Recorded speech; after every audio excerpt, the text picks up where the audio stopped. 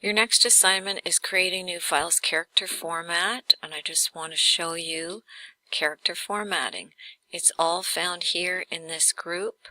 So you are going to be doing some bolding. You can just click on the word and click bold, or use the Ctrl B shortcut. Click on the word and do italics. It slants the text over. Or you can just click on the word and use your Ctrl I keyboard shortcut. That will also work. You will also select some sentences or words on your assignment and change the font, and you just click there.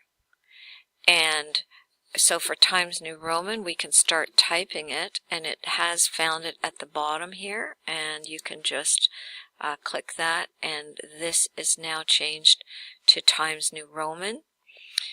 You can also change the font size by using this drop down.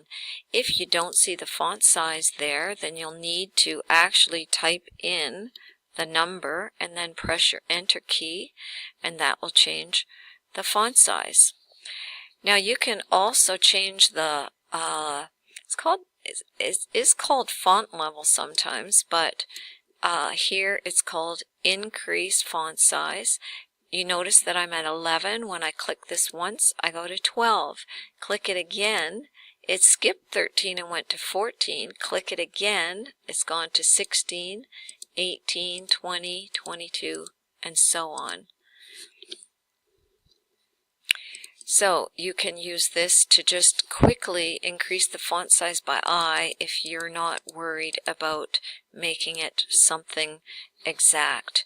You can also use this command to change the case. So I can change all of this text to uppercase, like so. I can change it back to sentence case, which means it's going to capitalize the first letter of each sentence and the rest will be lowercase. I can also use a toggle case. Who uses this? I do not know. But if you click it, it swaps out the capital and changes it to lowercase, and then takes everything that was lowercase and switches it to uppercase. So I'll just put it back. I think sentence case, lowercase, uppercase, and capitalize each word. So that capitalizes each word in this paragraph because I had it all selected. We also have a strike through command. So if I have a legal document, this is used quite often. I might select this and I want to strike it out, and I can do it right here with this strike through, and it will just cross out those words.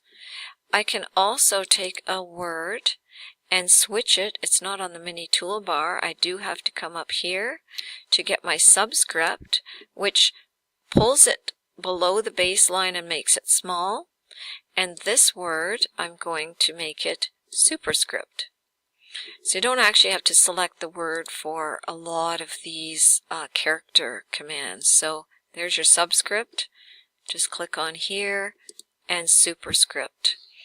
Okay, you can also highlight text. So if I want to have this highlighted, I can actually come right here, or I can choose a color from the drop down, and my highlighter's on right now. To turn that off, you can just press escape. So either turn your highlighter on and drag over it, I'm going to press escape, or choose your word and then highlight it after, and then just click off.